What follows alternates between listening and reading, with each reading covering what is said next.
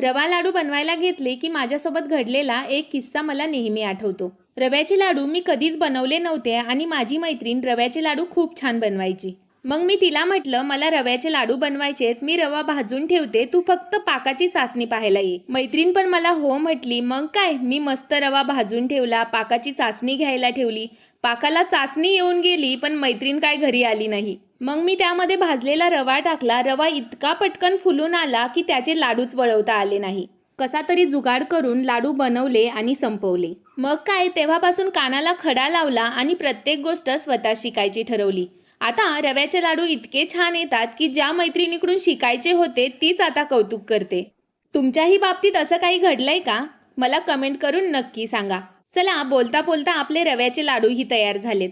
Recipe आवडली तर like करा आणि जाता जाता तेवढं चॅनलला सबस्क्राईब करा।